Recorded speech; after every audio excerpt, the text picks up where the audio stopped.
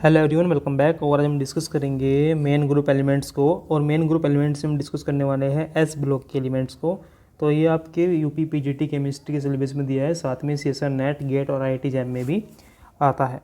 तो चलिए, जो आपके एस ब्लॉक के एलिमेंट्स होते हैं उसको दो ग्रुप्स में रखा गया है, alkali metal and alkaline earth metal. तो आज हम डिस्कस करेंगे ग्रुप 1, जिसको हम एल्कली मेटल्स बोलते हैं। तो चलिए हम देख लेते हैं हमारे ग्रुप 1 में कौन कौन सी मेटल को रखा गया है। तो ग्रुप 1 में हमने lithium, sodium, potassium, rubidium, caesium and francium को रखा है। अगर इनकी इलेक्ट्रॉनिक कॉन्फ़िगरेशन की बात की जाए तो हम यहाँ पे रखते हैं आगे इनर्ट गैस, और लास्ट इलेक्ट्रॉन जो होता है वो एस सब सेल में एंटर करता है, और जो आपका एस सब सेल होता है उसके अंदर एक ही इलेक्ट्रॉन रहता है। तो एल्कली मेटल के लिए जो आपका एस सब सेल होती है उसमें एक इलेक्ट्रॉन रहता है, और ऊपर से नीचे जाने पर ये सेल्स इंक्रीज़ होती जाती है। जैसे एग्जांपल के लिए अगर हम लिथियम की बात करें तो लिथियम का एटॉमिक नंबर हो जाता है 3, तो ये होता है 1s2 2s1। तो हमने 1s2 के लिए यूज़ किया है हीलियम, क्योंकि हीलियम का एटॉमिक नंबर क्या होता है 2 होता है, तो हमने इसके लिए हीलियम को यूज़ किया है। तो ये इलेक्ट्रॉनिक कॉन्फ़िगरेशन है एल्कली मेटल्स की। चलिए हम बात कर लेते हैं फिजिकल प्रॉपर्टीज़ की। तो फिजिकल प्रॉपर्टीज़ की अगर हम बात करें तो सबसे पहले जो प्रॉपर्टी आती है वो आती है एटॉमिक एंड आयनिक रेडियाई। अगर हम एटॉमिक एंड आयनिक रेडियाई की बात करें तो जो एल्कली मेटल्स होती हैं वो लार्जेस्ट होती है इन देयर कॉरस्पॉन्डिंग ग्रुप। तो एल्कली मेटल जो होती हैं सबसे लार्जेस्ट साइज़ की होती है अपने कॉरस्पॉन्डिंग ग्रुप में। अगर हम बात करें पीरियोडिक टेबल में तो ऊपर से नीचे जाने पर जो आपके एटॉमिक और आयनिक रेडियाई होती है वो हमेशा इंक्रीज़ होती है, क्योंकि नंबर ऑफ सेल्स इंक्रीज़ होते रहते हैं। चलिए सेकंड प्रॉपर्टी देख लेते हैं, मेल्टिंग पॉइंट। तो अगर हम मेल्टिंग पॉइंट की यहाँ पे बात करें तो जो मेल्टिंग पॉइंट होती है मेटल्स का वो डिपेंड करता है दो चीज़ों के ऊपर। एक तो मेटेलिक बॉन्डिंग के ऊपर, और दूसरा ये डिपेंड करता है कि जो मेटल का साइज़ है वो क्या है, और वैलेंस इलेक्ट्रॉन। तो दो चीज़ों पे आपका मेल्टिंग पॉइंट डिपेंड करता है, size of metal and valence electron. तो सबसे पहले हम देख लेते हैं साइज़ ऑफ मेटल। जितना ज़्यादा साइज़ होता है मेटल का उतना ही कम यहाँ पे मेल्टिंग पॉइंट होता है। तो जैसे जैसे आपका एल्कली मेटल में साइज बढ़ता जाएगा वैसे वैसे मेल्टिंग पॉइंट भी आपका डिक्रीज़ होता चला जाएगा। सेकेंड फैक्टर आपका होता है वैलेंस इलेक्ट्रॉन। तो जैसे मैंने आपको बताया जितने ज़्यादा नंबर ऑफ वैलेंस इलेक्ट्रॉन्स होते हैं उतना ही ज़्यादा मेल्टिंग पॉइंट भी इंक्रीज़ होता चला जाता है। तो यहाँ पे हम देख भी सकते हैं alkali metals are larger in their corresponding periods and have only the 1 electron in their outermost shell and thus metallic bonding in alkali metal is weak. तो यहाँ पे जो मेटेलिक बॉन्डिंग होती है एल्कली मेटल की अगर हम बात करें तो बहुत ही वीक होती है, क्योंकि यहाँ पे जो मेटेलिक बॉन्डिंग है वो वीक है, इसलिए यहाँ पे जो मेल्टिंग पॉइंट होता है वो कम होता है। अगर हम ऊपर से नीचे जाएँ, अगर पीरियोडिक टेबल में इस ग्रुप में ऊपर से नीचे जाएँ तो यहाँ पे on moving from lithium to caesium the size of metal atom increase and the melting point thus decrease further. तो जैसे जैसे साइज बढ़ता जाएगा वैसे वैसे हमारा मेल्टिंग पॉइंट भी डिक्रीज होता जाएगा। तो एल्कली ग्रुप में ऊपर से नीचे जाने पर जो आपका मेल्टिंग पॉइंट होता है वो डिक्रीज होता चला जाता है। अगर हम बात करें थर्ड पॉइंट की तो यहाँ पे जो तीसरी प्रॉपर्टी वो है हीट ऑफ एटोमाइजेशन। इसको हम सब्लिमेशन भी एक तरह से बोल सकते हैं। अगर हम बात करें एटोमाइजेशन की तो हमें ये बताता है कि जो आपका मेटल है उसके अंदर जो मेटेलिक बॉन्ड है वो उसकी स्ट्रेंथ क्या है, वो कितना स्ट्रॉन्ग है। तो it is a measure of strength of metallic bond present into the metal atom. जितना ज़्यादा आपका मेटेलिक बॉन्डिंग स्ट्रॉन्ग होगी उतनी ज़्यादा आपकी हीट ऑफ एटोमाइजेशन होगी। अगर हम बात करें हीट ऑफ एटोमाइजेशन की, ये डिक्रीज़ होती है लिथियम से सीजियम की तरफ। अगर आप ग्रुप में ऊपर से नीचे जाएंगे तो आपकी जो हीट ऑफ एटोमाइजेशन होती है वो डिक्रीज़ होती चली जाती है। चलिए अब बात कर लेते हैं आयनाइजेशन एनर्जी की। तो आयनाइजेशन एनर्जी क्या होती है? The minimum amount of energy which required to remove an electron from outer most shell. तो यहाँ पे देखिए due to large size their ionisation energy is lowest in their respective period. अगर हम पीरियड्स की बात करें पीरियोडिक टेबल में तो अपने पीरियड में इनकी जो आयनाइजेशन एनर्जी होती है वो सबसे कम होती है, क्योंकि इनका साइज़ सबसे बड़ा होता है अपने पीरियड्स में। चलिए आगे चलते हैं सेकंड पॉइंट में। As the size increase from lithium to caesium the ionisation energy further decrease from lithium to caesium. तो अगर हम ग्रुप में ऊपर से नीचे जाएंगे तो यहाँ पे क्या होगा, अगर हम ग्रुप में ऊपर से नीचे जाते हैं एल्कली मेटल में तो वहाँ पे जो आयनाइजेशन एनर्जी होगी वो डिक्रीज़ होती चली जाएगी, क्योंकि साइज इंक्रीज़ होता चला जाता है। इसके बाद जो नेक्स्ट प्रॉपर्टी है वो है हमारी इलेक्ट्रोपॉजिटिव और मेटेलिक करेक्टर। तो देखिए जो एल्केली मेटल्स होती है वो स्ट्रांगली इलेक्ट्रोपॉजिटिव होती है। आपको पता ही है जो मेटल्स होती है इलेक्ट्रोपॉजिटिव होती है। इलेक्ट्रोपॉजिटिव का मतलब ये होता है कि वो इलेक्ट्रॉन को ईजिली दे सकती है। तो जो एल्केली मेटल्स होती है वो स्ट्रांगली इलेक्ट्रोपॉजिटिव होती है, या फिर बोल सकते हैं वो मेटेलिक होती है नेचर में due to their low ionisation energy value. तो जैसे हमने पीछे देखा कि जो एल्केली मेटल्स होती है उसमें आयनाइजेशन एनर्जी बहुत ही कम होती है, इसलिए वो इजीली इलेक्ट्रॉन को लूज़ कर सकती है। अगर हम लिथियम से सीजियम की तरफ जाते हैं तो जो आयनाइजेशन एनर्जी होती है वो डिक्रीज़ होती है, क्योंकि यहाँ पे नंबर ऑफ सेल्स बढ़ते जाते हैं, साइज इंक्रीज होता चला जाता है। दस द इलेक्ट्रोपॉजिटिव करेक्टर इंक्रीज। तो जैसे जैसे हम लिथियम से सीजियम की तरफ जाएंगे तो जो आपका इलेक्ट्रोपॉजिटिव करेक्टर होगा वो इंक्रीज होता चला जाएगा। Due to their strong electropositive nature these elements exhibit photoelectric effect. तो जो आपके ये एल्केली मेटल्स होते हैं ये इलेक्ट्रोपॉजिटिव होने की वजह से इनको हम फोटो इलेक्ट्रिक नेचर इनका रखा गया है, और इसको हम फोटो इलेक्ट्रिक इफेक्ट के लिए भी यूज़ करते हैं। मोस्टली हम सीजियम और पोटेशियम को यूज़ करते हैं फोटो इलेक्ट्रिक सेल में, और इनका ही हम फोटो इलेक्ट्रिक में ज़्यादा से ज़्यादा यूज़ करते हैं। चलिए अब हम बात कर लेते हैं नेक्स्ट प्रॉपर्टी की, वो है इसकी ऑक्सीडेशन स्टेट। अगर हम ऑक्सीडेशन स्टेट की बात करें, जो एल्केली मेटल्स होती है वो हमेशा +1 ऑक्सीडेशन स्टेट को शो करने वाला है। तो आपका लिथियम, सोडियम, पोटेशियम, रुबीनियम सब के ऊपर +1 ऑक्सीडेशन स्टेट होती है। अगर हम इनका फ्लेम कलरेशन देखें, मतलब अगर हम इनको बर्न करें फ्लेम के ऊपर, तो देखिए हमें कैसे कलर देखने को मिलते हैं। देखिए अगर हम लिथियम का फ्लेम कलर देखें, अगर फ्लेम में इसको हम डालते हैं तो लिथियम क्रिम्सन रेड कलर देता है। अगर हम सोडियम की बात करें तो ये गोल्डन येलो कलर देता है। अगर हम पोटेशियम की बात करें तो ये पेल वॉयलेट कलर देता है। रुबीनियम आपको वॉयलेट कलर देगा, और जो आपका सीजियम होगा वो आपको वॉयलेट कलर दे देगा। चलिए इसके बाद हम बात कर लेते हैं हाइड्रेशन एनर्जी की। तो जो हाइड्रेशन एनर्जी होती है वो डिपेंड करती है साइज़ के ऊपर। तो hydration energy depend upon the size of cation and charge on the cation. तो देखिए जितना ज़्यादा चार्ज होगा किसी केटायन के ऊपर उसकी हाइड्रेशन एनर्जी उतनी ही ज़्यादा होगी, और जितना ज़्यादा उसका साइज़ होगा उसकी हाइड्रेशन एनर्जी उतनी ही कम होगी। अगर हम बात करें एल्केली मेटल में तो लिथियम जो होता है वो सबसे ऊपर होता है, और उसका जो साइज़ होता है वो सबसे स्मॉलेस्ट होता है, इसलिए उसकी जो हाइड्रेशन एनर्जी होती है वो सबसे ज़्यादा होती है। अगर हम बात करें ऑर्डर ऑफ हाइड्रेशन तो लिथियम की हाइड्रेशन एनर्जी सबसे ज़्यादा, उससे कम फिर पोटेशियम की, और लिथियम की, फिर सोडियम की, फिर पोटेशियम की, फिर रुबीनियम की, और फिर सीजियम की। ऐसा इसलिए हो रहा है कि इधर से इधर जाने पर जो साइज़ हो रहा है वो इंक्रीज़ हो रहा है, और जैसे जैसे साइज़ इंक्रीज़ होगा वैसे वैसे हाइड्रेशन एनर्जी हमारी डिक्रीज़ होती चली जाएगी। तो लिथियम की हाइड्रेशन एनर्जी सबसे ज़्यादा, फिर सोडियम की, फिर पोटेशियम की, फिर रुबीनियम की, और फिर सीजियम की। चलिए नेक्स्ट देख लेते हैं।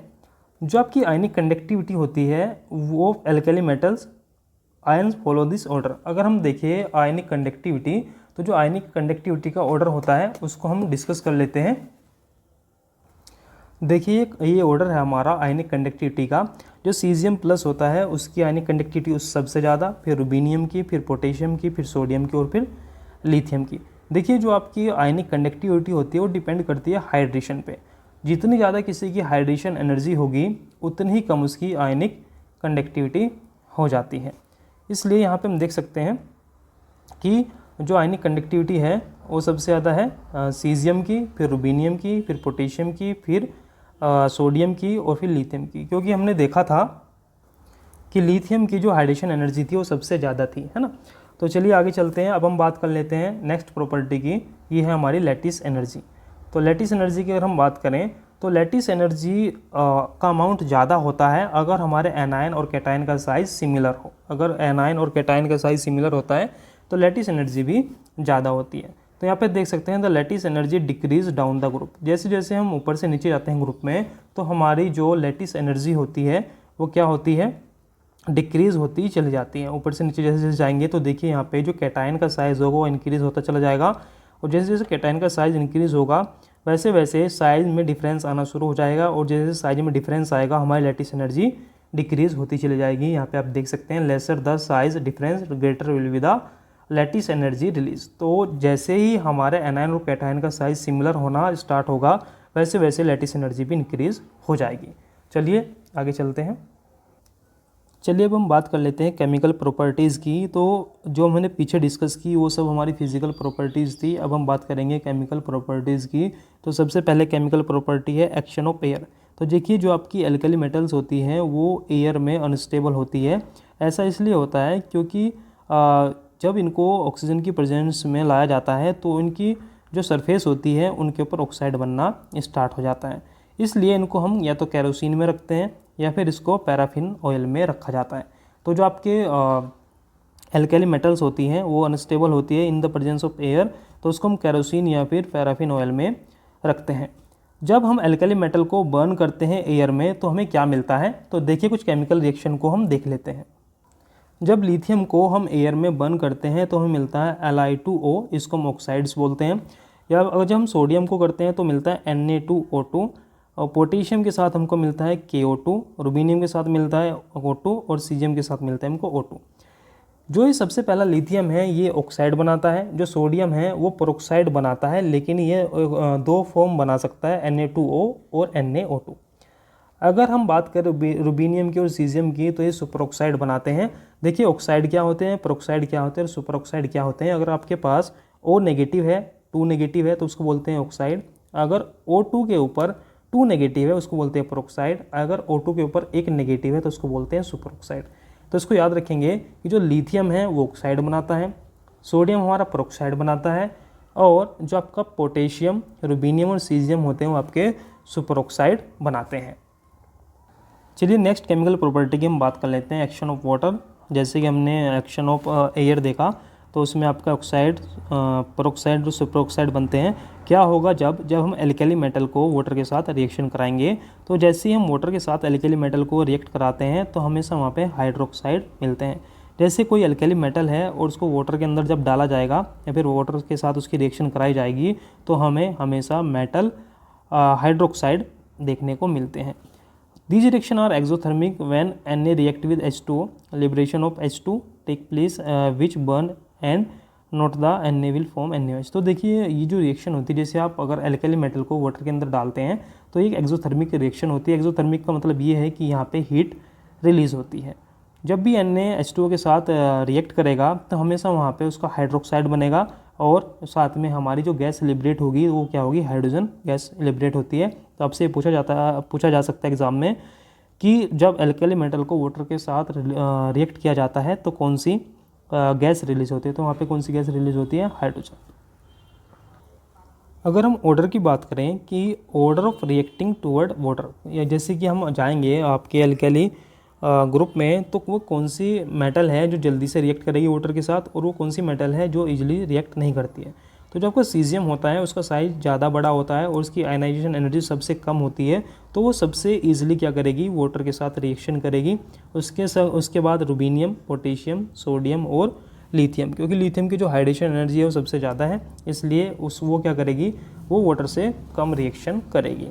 अगर हम इसी की रिएक्शन कराते हैं अल्कोहल के साथ, एल्कली मेटल को अगर हम रिएक्शन कराएं अल्कोहल के साथ तो हमारे पास क्या बनता है, MOEET बनता है। ठीक है, तो इसके साथ इथोक्साइड लग जाता है, मेटल इथोक्साइड हमको देखने को मिलता है।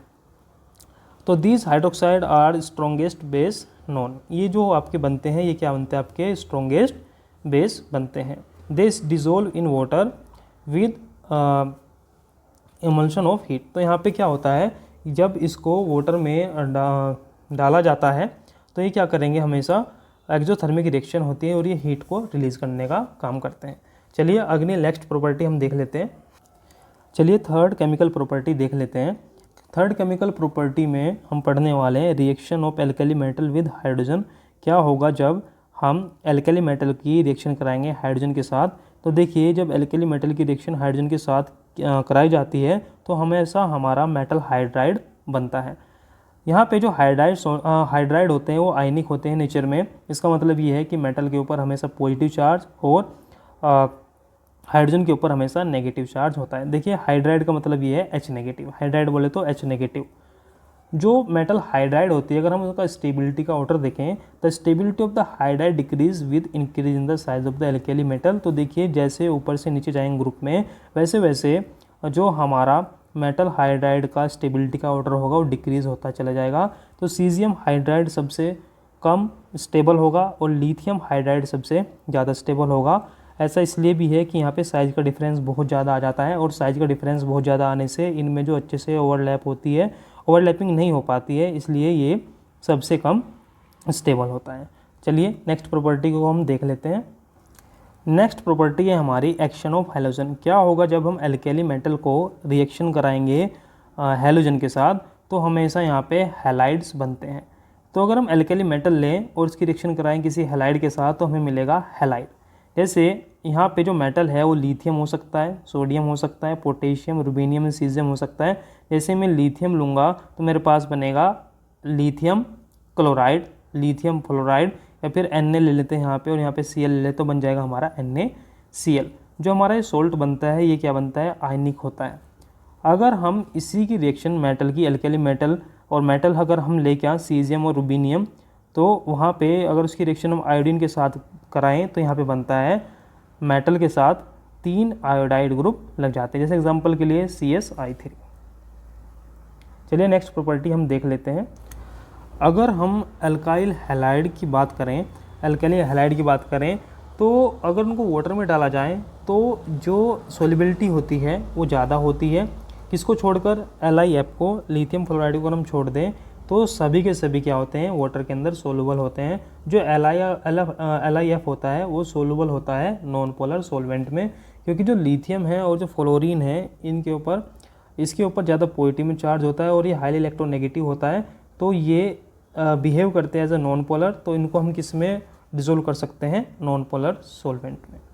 दूसरी बात ये भी है कि जो लिथियम फ्लोराइड होता है उसकी जो लैटिस एनर्जी होती है वो सोल्वेशन एनर्जी से ज़्यादा होती है। चलिए आगे चलते हैं, नेक्स्ट प्रॉपर्टी देख लेते हैं। जो आपके एल्काली हैलाइड होंगे they have high melting and boiling point. तो जो आपके एल्काली मेटल हैलाइड होंगे उनके जो मेल्टिंग पॉइंट और बॉइलिंग पॉइंट होंगे वो ज़्यादा होंगे। जैसे यहाँ पे अगर हम ऑर्डर देखें तो NaF सबसे ज़्यादा melting point and boiling point रखता है, उसके बाद NaCl, उसके बाद NaBr और उसके बाद NaI। चलिए आगे चलते हैं, नेक्स्ट प्रॉपर्टी देख लेते हैं। For some halide ion the melting point of the LiX is lesser than that of the NaX। तो कुछ यहाँ पे ऐसे भी हैलाइड हैं जिसमें जो लिथियम के हैलाइड होंगे उनका मेल्टिंग पॉइंट कम होता है सोडियम हैलाइड से, but after NaX melting point decrease होना स्टार्ट हो जाता है। तो देखिए यहाँ पे जो लिथियम हैलाइड है उसका मेल्टिंग पॉइंट कम है एज़ कम्पेयर टू किससे, सोडियम हैलाइड से, लेकिन सोडियम हैलाइड का मेल्टिंग पॉइंट ज़्यादा है पोटेशियम हैलाइड से, and so on. This is due to the covalent nature in LiX। ऐसा इसलिए होता है कि जो LiX होता है, लिथियम हैलाइड होता है, उसमें कोवलेंट करेक्टर आना स्टार्ट हो जाता है। जैसे मैंने ऊपर बताया कि जो लिथियम होता है वो स्मॉलर होता है साइज में, और hands attract electron pair toward itself. तो इससे क्या होता है, कोवलेंट करेक्टर आना स्टार्ट हो जाता है, और जैसे कोवलेंट करेक्टर आना स्टार्ट होता है उसका मेल्टिंग पॉइंट डिक्रीज होना स्टार्ट हो जाता है। तो चलिए नेक्स्ट प्रॉपर्टी की हम बात कर लेते हैं। चलिए नेक्स्ट प्रॉपर्टी की बात कर लेते हैं मेटल हैलाइड की, या फिर एल्कली मेटल हैलाइड की। तो जो सोलिबिलिटी होती है हैलाइड की, अगर हम ग्रुप में ऊपर से नीचे जाते हैं तो आपकी सोलिबिलिटी इंक्रीज़ होती चली जाती है, क्योंकि लैटिस एनर्जी डिक्रीज़ होती है। जिसकी लैटिस एनर्जी ज़्यादा होती है उसकी सोलिबिलिटी उतनी ही कम होती है, और जिसकी लैटिस एनर्जी कम होगी उसकी सोलिबिलिटी उतनी ही ज़्यादा है। तो जैसे हमने पीछे डिस्कस किया था लैटिस एनर्जी सबसे ज़्यादा किसकी थी, लिथियम फ्लोराइड की थी, इसलिए उसकी सोलिबिलिटी सबसे कम। और यहाँ पे जो सीजियम फ्लोराइड है उसकी लैटिस एनर्जी सबसे कम थी, इसलिए इसकी सोलिबिलिटी सबसे ज़्यादा है। लेकिन अगर हम यहीं पे दूसरे हैलाइड की बात करें तो उसका ऑर्डर की अगर हम बात कर लें तो लिथियम क्लोराइड जो होगा उसकी सोलिबिलिटी ज़्यादा होगी, क्योंकि यहाँ पे जो साइज़ है उसमें डिफरेंस आ गया है, इसलिए यहाँ पे इसकी सोलिबिलिटी ज़्यादा होगी किससे, NaCl से। और KCl की सोलिबिलिटी इधर से फिर से इंक्रीज होना स्टार्ट हो जाएगी, क्योंकि साइज़ का डिफरेंस आता चला जाएगा। चलिए नेक्स्ट प्रॉपर्टी की हम बात कर लेते हैं एल्कली मेटल की। चलिए नेक्स्ट केमिकल प्रॉपर्टी हम देख लेते हैं, the solubility in liquid ammonia. जो आपकी एल्कली मेटल होती है, अगर उनकी सोलिबिलिटी की बात करें लिक्विड अमोनिया में कैसी होती है, तो सभी की सभी जो एल्कली मेटल्स होती है वो लिक्विड अमोनिया में सोलूबल होती है। और जैसे ही हम मेटल लेते हैं कोई एल्कली मेटल, वो डिज़ोल्व हो जाता है कैसे, M पॉजिटिव, और यहाँ से एक इलेक्ट्रॉन रिलीज़ हो जाता है। जो इलेक्ट्रॉन होता है, जो ये अब ये आपका कैटायन बना है, ये किसके साथ रिएक्शन करेगा, NH3 के साथ रिएक्ट करेगा और यहाँ पे बनता है आपका अमोनिएट कैटायन। तो सबसे पहले क्या होगा कि जो आपका मेटल होगा वो एक इलेक्ट्रॉन को रिलीज़ कर देगा। उसके बाद जो आपको मेटल कैटायन बनेगा ये रिएक्शन करेगा अमोनिया के साथ और यहाँ पे बनेगा अमोनिएटेड कैटायन। इसको बोलते हैं अमोनिएटेड कैटायन। जो आपका इलेक्ट्रॉन्स रिलीज़ किया है इस मेटल ने वो NH3 जो अलग मॉलिक्यूल होंगे वो उसको क्या करेंगे, एक्सेप्ट कर लेंगे और वो बनाएंगे अमोनिएटेड इलेक्ट्रॉन। इसको बोलेंगे अमोनिएटेड इलेक्ट्रॉन। चलिए हम डिस्कस कर लेते हैं characteristics of alkali metal ammonia solution. अब जब हमने एल्कली मेटल को डाला है अमोनिया में तो उसका जो सॉल्यूशन बन गया है उसके कुछ करेक्टरिस्टिक देखते हैं। तो सबसे पहले करेक्टरिस्टिक्स है इसकी कंडक्टिविटी।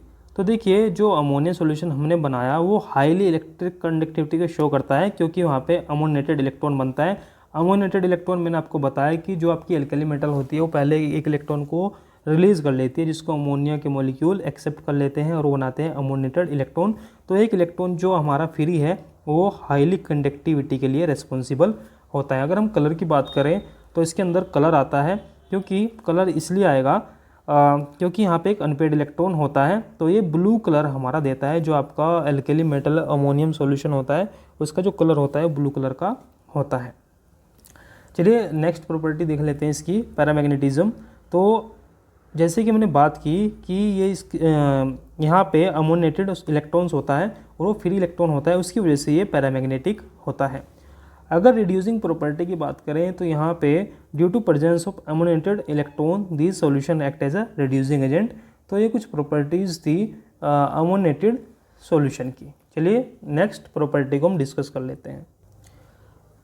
तो नेक्स्ट प्रॉपर्टी अगर हम देखें एल्कली मेटल की तो वह है कॉम्प्लेक्स फॉर्मेशन। जो आपके एल्कली मेटल होते हैं वो कॉम्प्लेक्स फॉर्मेशन करेंगे या नहीं करेंगे वो कुछ कंडीशन पे डिपेंड करता है। कंडीशन क्या है कॉम्प्लेक्स फॉर्मेशन के लिए किसी मेटल के लिए? इसका जो मेटल का साइज़ होता है वो स्मॉल होना चाहिए, उसके ऊपर हाई न्यूक्लियर चार्ज होना चाहिए और उसके पास एम्प्टी ऑर्बिटल भी प्रेजेंट होने चाहिए। अगर कोई मेटल कॉम्प्लेक्स फॉर्मेशन करना चाहता है तो उसके पास ये 3 कंडीशन फुलफ़िल होनी चाहिए। इसका जो साइज़ होता है स्मॉल होना चाहिए, उसके ऊपर हाई न्यूक्लियर चार्ज होना चाहिए और उसके पास प्रेजेंस होनी चाहिए एम्प्टी ऑर्बिटल की। लेकिन अगर हम बात करें एल्कली मेटल की, उसके पास इनमें से कोई भी कंडीशन सेटिस्फाई नहीं होती है। जो एल्कली मेटल्स होती है वो इन 3 कंडीशन में से एक भी कंडीशन को सेटिस्फाई नहीं कर पाता है, इसलिए वे कॉम्प्लेक्स फॉर्मेशन नहीं करते हैं। लेकिन जो आपका लिथियम होता है, लिथियम जो होता है वो बहुत ही स्मॉल साइज़ का होता है एंड दस फॉर्म सर्टेन कम्प्लेक्स। तो जो आपका लिथियम होता है उसका साइज़ छोटा होता है, तो जो पहले वाली कंडीशन है उसको ये सेटिस्फाई करता है, इसलिए वो कुछ कॉम्प्लेक्स को फॉर्म कर सकता है। चलिए अब बात कर लेते हैं नेक्स्ट पॉइंट की, ये बहुत ही इंपॉर्टेंट है, अनॉर्मस बिहेवियर ऑफ लिथियम। लिथियम का जो बिहेवियर होता है वो सबसे अलग होता है। तो ये आपके सिलेबस में भी अलग से मेंशन किया गया है कि जो लिथियम होता है उसका बिहेवियर अलग क्यों होता है। तो देख लेते हैं कुछ इसकी प्रॉपर्टीज़। तो देखिए सबसे पहली बात यह है कि जो लिथियम होता है वो सबसे ज़्यादा हार्डर होता है देन अदर एल्कली मेटल। सो इसका जो मेल्टिंग पॉइंट और बॉइलिंग पॉइंट होता है वो हायर होता है। अगर पहली प्रॉपर्टी की बात करें तो लिथियम जो होता है वो सबसे हार्डर होता है अपने ग्रुप में, इसलिए इसका melting point and boiling point भी ज़्यादा होता है। अगर lithium is least reactive metal and form nitrile. अगर हम बात करें लिथियम की और अगर हम इसकी रिएक्शन कराते हैं नाइट्रोजन के साथ तो हमेशा क्या बनाता है, नाइट्राइल बनाता है। तीसरी अगर प्रॉपर्टी देखें तो जो लिथियम हाइड्राइड होता है वो ज़्यादा स्टेबल होते हैं देन अदर हाइड्राइड। हमने जब हाइड्राइड बनाए मेटल के तो हमने देखा जो सीजियम होता है वो हाइड्राइड के साथ सबसे कम स्टेबल होता है, जो लिथियम हाइड्राइड होता है वो सबसे ज़्यादा स्टेबल होता है। दूसरी बात फोर्थ जो इसकी प्रॉपर्टी है, जो लिथियम होते हैं वो मोनोऑक्साइड बनाते हैं। जैसे हमने पीछे डिस्कस किया था जब हम इसकी रिएक्शन करा रहे थे एयर के साथ, तो ये हमेशा मोनोऑक्साइड बनाते हैं। अगर हम नेक्स्ट प्रॉपर्टी की बात करें लिथियम की, तो लिथियम के जो हाइड्रोक्साइड होते हैं वो डिकम्पोज हो जाते हैं हीट करने पर Li2O में, है ना। तो ये ऑक्साइड में डिकम्पोज हो जाते हैं। The other alkali hydroxide do not decompose at high temperature. अगर हम दूसरे हाइड्रोक्साइड की बात करें तो वो हाई टेम्परेचर पे डिकम्पोज नहीं होते हैं, लेकिन जो लिथियम होता है उसके जो हाइड्रोक्साइड होते हैं जब उनको हीट किया जाता है तो वो ऑक्साइड में डिकम्पोज हो जाते हैं। अगर हम यहाँ पे नेक्स्ट प्रॉपर्टी देखें लिथियम की, तो lithium carbonate and lithium bicarbonate are less stable and least soluble in water. तो जो आपके लिथियम के कार्बोनेट होते हैं वो लीस्ट स्टेबल होते हैं, इसलिए वे क्या होते हैं, वाटर में सोल्यूबल नहीं होते हैं। लेकिन यहाँ पे जो लिथियम कार्बोनेट होता है, लिथियम बाइकार्बोनेट होता है, वो सॉल्यूशन के अंदर एग्जिस्ट करता है। इसके बाद हम बात कर लेते हैं नेक्स्ट प्रॉपर्टी, जो लिथियम क्लोराइड होता है वो डेलिक्विसेंट होता है विच एब्जॉर्ब मॉइस्चर फ्रॉम हाइड्रेट। तो जो आपका LiCl होता है वो हाइड्रेट से मॉइस्चर को एब्जॉर्ब कर लेता है और ये क्या बनाता है, इस तरह से एक क्रिस्टल बनाता है लिथियम क्लोराइड इंटू 2H2O। अगर हम लिथियम सल्फेट की बात करें, ये कभी भी एलम नहीं बनाता है। तो जैसे आपको पता है यहाँ पे अगर एलम का फॉर्मूला यहाँ पे लिखा है तो यहाँ पे होती है एल्केली मेटल्स, और एल्केली मेटल्स में कभी भी यहाँ पे लिथियम प्रेजेंट नहीं होता है। तो यहाँ पे लिथियम प्रेजेंट नहीं होगा, यहाँ पे कोई अदर मेटल प्रेजेंट होती है। तो ये सब था हमारे ग्रुप फर्स्ट के बारे में, एल्केली मेटल्स के बारे में। और इससे तो चलिए अब डिस्कस कर लेते हैं ग्रुप सेकंड को। ग्रुप सेकंड एस ब्लॉक में ही रखा गया है और इसको हम एल्कलाइन अर्थ मेटल भी बोलते हैं। तो देखिए अल्कलाइन अर्थ मेटल में या ग्रुप सेकंड में कुछ एलिमेंट्स रखे गए हैं। तो वे एलिमेंट हैं barium, magnesium, calcium, strontium, barium and radium. तो यहाँ पे अगर हम इसकी इलेक्ट्रॉनिक कॉन्फ़िगरेशन की बात करें तो इसकी जो इलेक्ट्रॉनिक कॉन्फ़िगरेशन होती है उसकी लास्ट की सब सेल में 2 इलेक्ट्रॉन्स आते हैं। तो आप देख सकते हैं यहाँ पे बेरियम का एटॉमिक नंबर होता है 4, तो ये होता है 1s2 2s2।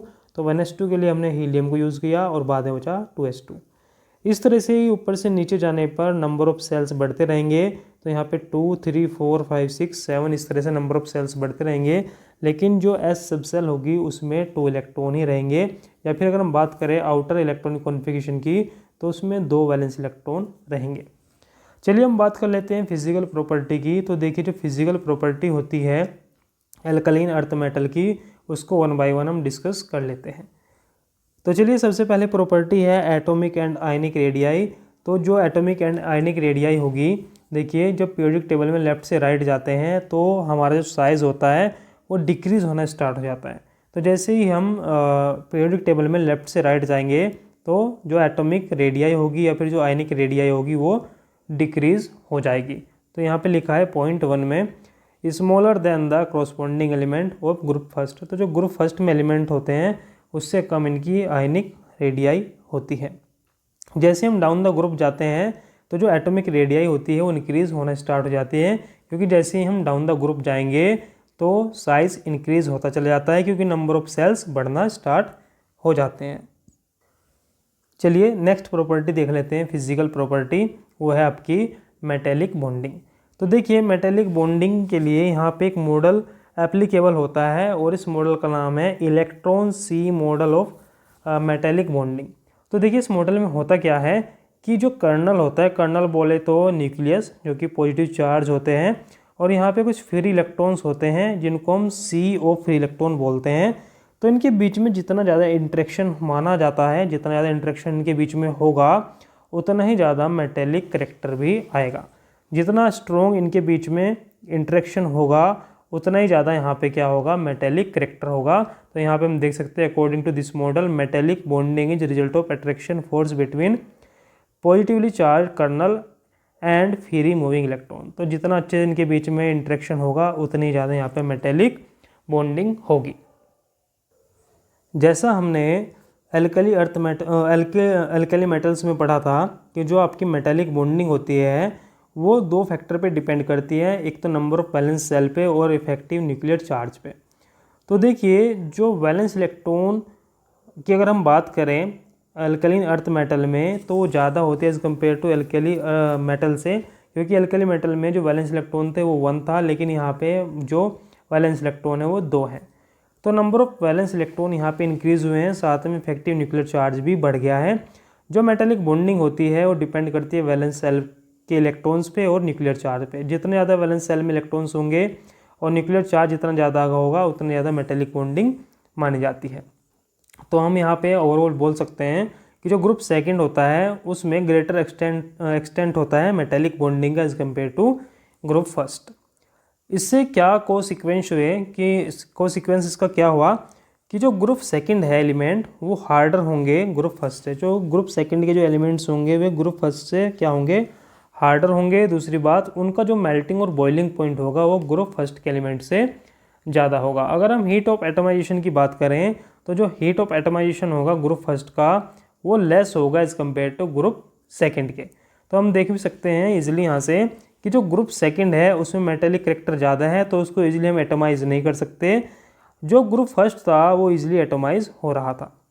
चलिए हम फोर्थ प्रॉपर्टी देख लेते हैं, फिजिकल प्रॉपर्टी फोर्थ है यहाँ पे आयनाइजेशन एनर्जी। तो आयनाइजेशन एनर्जी क्या होती है, the minimum amount of energy which required to remove an electron from outer most shell. तो यहाँ पे देखिए जैसे ही कोई अल्कलाइन अर्थ मेटल है, इसमें से एक इलेक्ट्रॉन निकाला तो ये बन गया कैटायन, और इसमें से एक और इलेक्ट्रॉन निकाला तो इसके ऊपर 2 पॉजिटिव चार्ज आ गया है। जो सेकंड आयनाइजेशन एनर्जी होती है वो हमेशा फर्स्ट आयनाइजेशन एनर्जी से जो फर्स्ट आयनाइजेशन एनर्जी होती है उससे ज़्यादा होती है। तो जो सेकंड अमाउंट होता है आयनाइजेशन एनर्जी का वो ज़्यादा होता है as compare to first ionisation energy से। अगर हम ओवरऑल देखें जो आयनाइजेशन एनर्जी है ग्रुप सेकंड के एलिमेंट की वो ज़्यादा होगी as compare to first group के एलिमेंट्स की। ऐसा इसलिए होता है कि क्योंकि हम जैसे ही लेफ़्ट से राइट में जाएंगे तो साइज़ हमारा डिक्रीज़ होने लगेगा और इफेक्टिव न्यूक्लियर चार्ज बढ़ जाएगा। इससे इलेक्ट्रॉन निकालना थोड़ा मुश्किल हो जाएगा, इसलिए आपकी आयनाइजेशन एनर्जी इंक्रीज़ हो जाएगी। इसलिए अगर हम कंपेयर करें फर्स्ट ग्रुप और सेकेंड ग्रुप को तो सेकेंड ग्रुप की जो आयनाइजेशन एनर्जी होगी वो ज़्यादा होगी। अगर हम डाउन दी ग्रुप जाते हैं ग्रुप में तो आपकी जो आयनाइजेशन एनर्जी होगी वो डिक्रीज़ हो जाएगी। ऐसा इसलिए होता है क्योंकि यहाँ पे साइज़ बढ़ने लगता है। चलिए हम फिफ्थ प्रॉपर्टी देख लेते हैं फिफ्थ फिजिकल प्रॉपर्टी है हाइड्रेशन। तो हाइड्रेशन क्या है, एडिशन ऑफ वाटर। अगर हम ग्रुप सेकंड के एलिमेंट के सोल्ट्स की बात करें तो वो जल्दी से हाइड्रेट हो जाते हैं क्योंकि उनका साइज़ क्या होता है, स्मॉल होता है। जैसे कि हमने एल्कली मेटल्स में बात की थी, जिसका साइज़ कम होगा वो उतनी जल्दी हाइड्रेट हो जाता है। तो अगर हम सोल्ट ले लें मैग्नीशियम का और कैल्शियम का, यहाँ पे हमने मैग्नीशियम क्लोराइड लिया, यहाँ पे कैल्शियम क्लोराइड लिया, जब इसकी रिएक्शन वाटर से कराते हैं तो यहाँ पे 6 मॉलिक्यूल वाटर के लग जाते हैं। चलिए 6 प्रॉपर्टी देखते हैं, ऑक्सीडेशन स्टेट। तो ऑक्सीडेशन स्टेट यहाँ पे कितनी होती है, +2 होती है। जो एल्कलाइन अर्थ मेटल होती है उसमें ऑक्सीडेशन स्टेट +2 होती है और एल्कली मेटल में ये +1 थी। क्योंकि यहाँ पे वैलेंस इलेक्ट्रॉन 2 होते हैं इसलिए ऑक्सीडेशन स्टेट हमारी 2 हो गई। चलिए अब हम देख लेते हैं केमिकल प्रॉपर्टी। ये सब हमारी फिजिकल प्रॉपर्टी थी ऊपर, अब हम पढ़ने वाले हैं chemical property.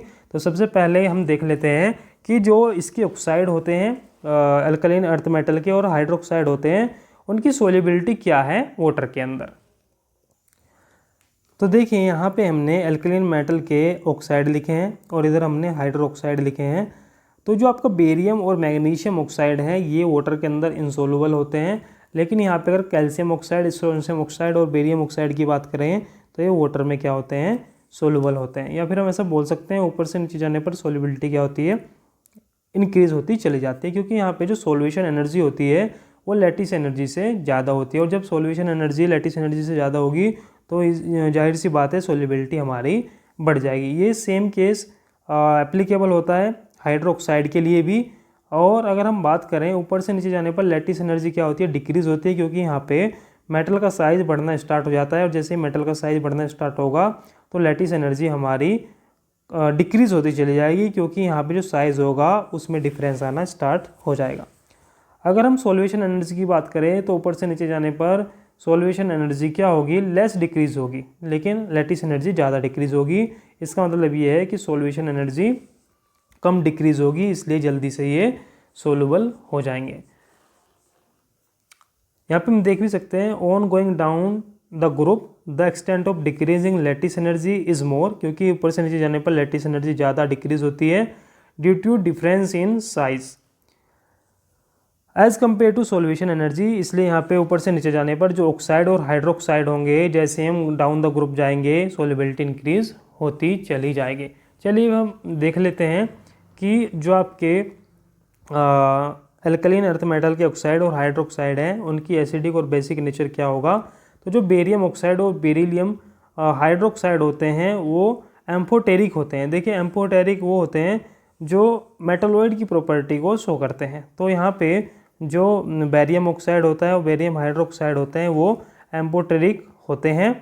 Rest of all are basic in nature. तो अगर हम बात करें, जैसे यहाँ पे हम देखें, जो आपका बेरियम ऑक्साइड है और बेरियम हाइड्रोक्साइड है, ये तो कैसे बिहेव करेंगे एज एम्पोटेरिक, और बाकी सब जो बचे हुए हैं वो कैसे बिहेव करेंगे एज अ बेसिक। चलिए इसका सेकंड पॉइंट देखिए, on moving from barium hydroxide to barium hydroxide basic character increase. देखिए ऊपर से नीचे जाने पर जो बेसिक करेक्टर होता है हाइड्रोक्साइड का वो इंक्रीज होता चला जाता है। तो सबसे ज़्यादा होगा बेरियम हाइड्रोक्साइड का, उसके बाद स्ट्रोंशियम का, उसके बाद कैल्शियम का, फिर मैग्नीशियम का और फिर बेरियम का। ऐसे इसलिए होता है क्योंकि यहाँ पे साइज़ क्या होता रहता है हमारा, इंक्रीज होता रहता है।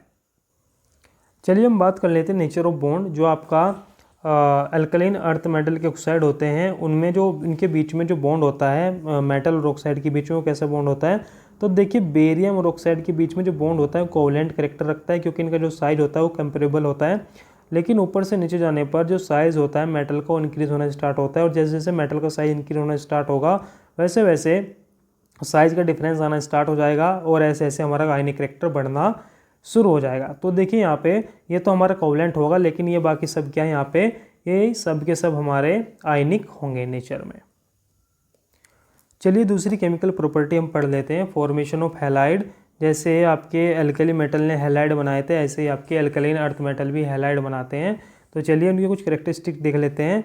जो आपका बेरिलियम हैलाइड होते हैं वो कोवलेंट होते हैं नेचर में, और जो बेरियम क्लोराइड होते हैं वो हाइड्रोस्कोपिक होते हैं। इसका मतलब ये क्या करते हैं कि अगर इनको एयर में रखा जाए तो ये जो आपके मॉइस्चर होते हैं उसको ये गेन कर लेता है। तो देखिए जो आपका बेरियम क्लोराइड है वो हाइड्रोस्कोपिक होता है and fumes in air due to hydrolysis. तो देखिए जैसे इसको एयर में रखा तो इसने क्या किया, मॉइस्चर को गेन किया और ये बेरियम हाइड्रोक्साइड में चेंज हो गया। और यहाँ पे हमें फ्यूम्स मिलते हैं HCl के, जो कि वाइट कलर के होते हैं। अगर हम स्ट्रक्चर देखें बेरियम क्लोराइड का, दिस इज़ वेरी इंपॉर्टेंट। अगर वेपर स्टेट में देखें तो ये एग्जिस्ट करता है as a monomer and dimer. अगर इसको वेपर स्टेट में हम देखें तो ये मोनोमर और डाइमर की तरह रहता है। मोनोमर में रहता है BeCl2 की फॉर्म में, जो कि लीनियर स्ट्रक्चर होता है, और यहाँ पे हाइब्रिडेशन क्या होती है, sp होती है। और दूसरी इसकी फॉर्म जो होती है डाइमर की, वो कुछ इस तरह से रह सकता है, उसमें इसकी जो हाइब्रिडेशन होती है वो sp2 होती है। तो अगर हम बात करें वेपर स्टेट में दो स्ट्रक्चर इसके हो सकते हैं, मोनोमर एंड डाइमर। लेकिन अगर इसको सॉलिड स्टेट में इसका स्ट्रक्चर देखा जाए तो इसका जो स्ट्रक्चर आता है वो पॉलीमेरिक आता है। तो इस सॉलिड स्टेट में कैसे रहता है, पॉलीमेरिक रहता है। उसका स्ट्रक्चर हम देख सकते हैं, इसका स्ट्रक्चर कुछ इस तरह से आएगा। इस केस में यहाँ पे बेरिलियम sp3 हाइब्रिडेशन शो करता है, और यहाँ पे जब पॉलीमेरिक बनती है तो यहाँ पे जो बॉन्डिंग होती है वो होती है 3 सेंटर 2 इलेक्ट्रॉन बॉन्डिंग, क्योंकि यहाँ पे क्लोरीन के 2 इलेक्ट्रॉन्स होते हैं जो इस तरह से 3 सेंटर के बीच में क्या शेयर रहते हैं। तो यहाँ पे जो बॉन्डिंग होती है वो 3 सेंटर 2 इलेक्ट्रॉन बॉन्डिंग होती है। इसको आप देख सकते हैं, यहाँ पे एक बेरिलियम इस साइड है, एक बेरिलियम इस साइड है, और एक क्लोरीन है, और 2 इलेक्ट्रॉन है जो कि 3 सेंटर के बीच में क्या है, शेयर्ड है। तो यहाँ पे जो बॉन्ड बनता है उस बॉन्ड को बोला जाता है बनाना बॉन्ड। तो आपसे पूछा जा सकता है कि जब पॉलीमेरिक में होगा बेरियम क्लोराइड सॉलिड स्टेट में तो उसमें कैसा बॉन्ड बनता है। तो बॉन्ड कैसा बनता है, बनाना बॉन्ड। ठीक है, इसको याद रखेंगे कि यहाँ पे बनाना बॉन्ड बनता है। बनाना बॉन्ड कुछ इस तरह से होता है। चलिए आगे चलते हैं, हम देख लेते हैं सोलिबिलिटी ऑफ हैलाइड की। सोलिबिलिटी क्या है हैलाइड की। तो देखिए ऊपर से नीचे जाने पर सोलिबिलिटी हमारी क्या होती है, डिक्रीज़ होती चली जाती है। डिक्रीज़ होने का रीज़न ये है कि जैसे ही हम मूव करते हैं बेरियम से बेरियम की तरफ, तो जो कोवलेंट करेक्टर होता है वो इंक्रीज़ होना स्टार्ट हो जाता है due to polarisation, due to increase in polarisation by fluoride ion the solubility increase. तो देखिए इसमें होता क्या है कि जैसे ऊपर से नीचे जाएंगे जो आपका फ्लोराइड होता है वो पोलराइजेशन को बढ़ाना स्टार्ट कर देता है, और जैसे ही पोलराइजेशन बढ़ती है वैसे ही हमारी सोलिबिलिटी भी डिक्रीज होना स्टार्ट हो जाती है, और ये एक एक्सेप्शनल केस है। तो इसको हम याद रखेंगे। चलिए नेक्स्ट केमिकल प्रॉपर्टी को हम देख लेते हैं, फॉर्मेशन ऑफ कार्बोनेट। तो देखिए यहाँ पे जो these are the insoluble in water but in the presence of carbon dioxide dissolve in water to form bicarbonate. बोलता है कि जो कार्बोनेट होते हैं एल्कलीन अर्थ मेटल के, वैसे तो वो इंसोल्युबल होते हैं वाटर में, लेकिन इन the presence of carbon dioxide ये वाटर के अंदर डिज़ोल्व होने लगते हैं। तो देखिए ये कैल्शियम कार्बोनेट है जो कि इनसोल्युबल है वाटर के अंदर, लेकिन जैसे ही in the presence of CO2 होगा ये सोल्युबल बन जाएगा और ये हमको देगा क्या, ये हमको देगा बाइकार्बोनेट। तो यहाँ पे बन जाएगा कैल्शियम बाइकार्बोनेट जो कि क्या होता है, सोल्युबल होता है। चलिए इसकी कुछ कैरेक्टरिस्टिक हम देख लेते हैं। अगर हम इसकी कुछ कैरेक्टरिस्टिक देखें तो जो आपके मेटल कार्बोनेट होते हैं, अगर इनको हम डिकम्पोज करें तो ये मेटल ऑक्साइड में और कार्बन डाइऑक्साइड में डिकम्पोज हो जाते हैं। देखिए जो स्टेबिलिटी होती है कार्बोनेट की वो इंक्रीज़ होती है on moving down the group, क्योंकि लैटिस एनर्जी हमारी बढ़ती चली जाती है। कार्बोनेट आपके बड़े साइज़ के होते हैं और ऊपर से नीचे जाने पर साइज़ इंक्रीज़ होता है। तो जो कार्बोनेट होते हैं उनकी स्टेबिलिटी बढ़ना स्टार्ट हो जाती है जैसे हम ग्रुप में ऊपर से नीचे जाते हैं। अगर हम सोल्युबिलिटी की बात करें कार्बोनेट की, तो जो सोल्युबिलिटी है, the solubility of carbonate and sulphate decrease down the group due to greater decrease in solvation energy as compare to solvation energy. तो देखिए यहाँ पे होता क्या है कि जैसे हम ऊपर से नीचे जाते हैं तो जो कार्बोनेट होते हैं अल्कलीन अर्थ मेटल के, उनकी जो सोल्युबिलिटी होती है वो डिक्रीज होना स्टार्ट हो जाती है।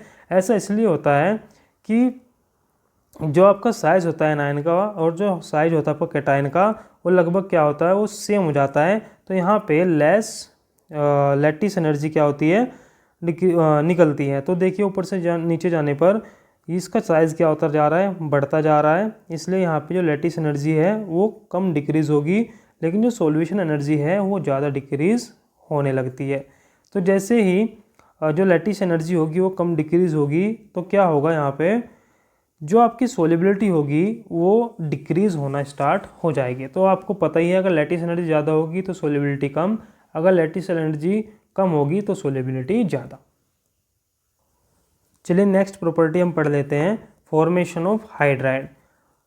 अगर हम बेरियम को छोड़ दें, except barium, all the other element directly combine with hydrogen to form corresponding hydride.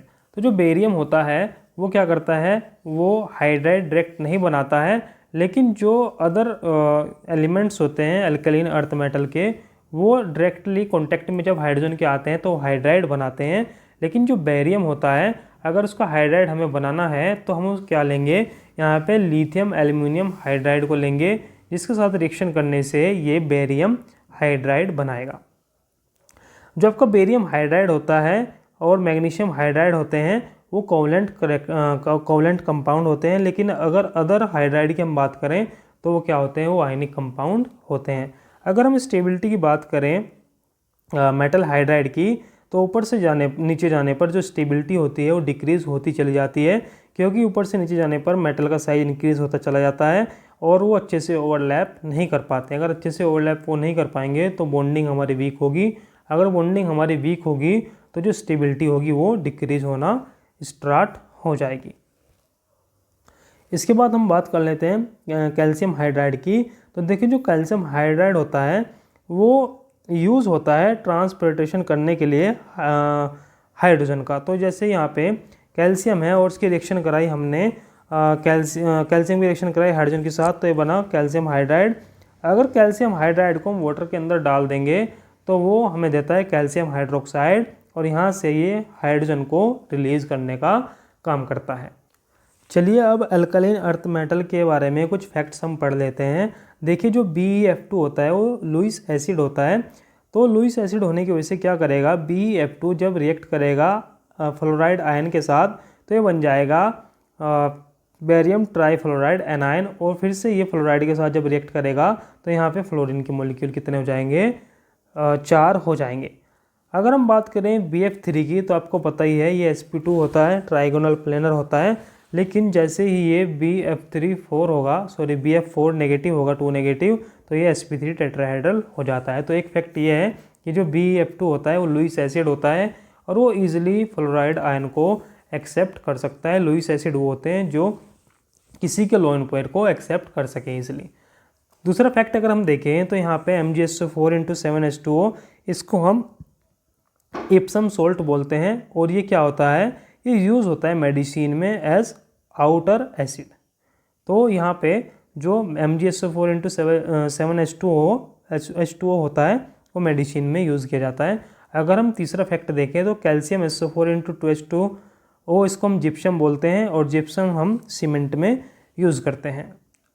अगर हम बात करें calcium sulphate into half H2O, तो इसको हम प्लास्टर ऑफ पेरिस बोलते हैं। जो आपका बेरियम सल्फेट होता है उसको हम वाइट पिगमेंट के फॉर्म में यूज़ करते हैं और इसे हम यूज़ करते हैं बेरियम मेल के थ्रू, बेरियम मेल के जैसे in taking X-ray of stomach. जब हम स्टोमक का एक्सरे लेता है तब उसको हम यूज़ करते हैं बेरियम का। जब हम बेरियम कार्बाइड की रिएक्शन कराते हैं वाटर के साथ तो हमें मीथेन मिलता है, और जब हम कोई एल्कलीन अर्थ मेटल का कार्बाइड लेंगे और उसके वाटर के साथ रिएक्शन कराएंगे तब हमें एल्काइन मिलता है। तो इसको हम याद रखेंगे, अगर यहाँ पे बेरियम होगा तो मिलेगा हमें मीथेन, अगर यहाँ पे कोई अदर मेटल होगा तो हमें मिलेगा यहाँ पे एल्काइन। अगर हम कैल्शियम कार्बाइड की रिएक्शन कराएं नाइट्रोजन के साथ तो हमें मिलता है कैल्शियम साइनामाइड यूज। और इसको हम कैसे यूज़ करते हैं, इसको हम फर्टिलाइज़र के फॉर्म में यूज़ करते हैं। इसका कॉमन नेम होता है नाइट्रिल, ठीक है। तो इसको ही हम N2 के साथ रिएक्शन करा के कैल्शियम साइनामाइड बना सकते हैं और इसको हम फर्टिलाइज़र के उसमें यूज़ करते हैं। इससे अगले आने वाली वीडियो में हम P ब्लॉक को डिस्कस करेंगे। तो आप चैनल को सब्सक्राइब कर लीजिए। अगर आपको वीडियो अच्छा लगा है तो वीडियो को लाइक कीजिए, शेयर कीजिए। So thanks for watching, good luck.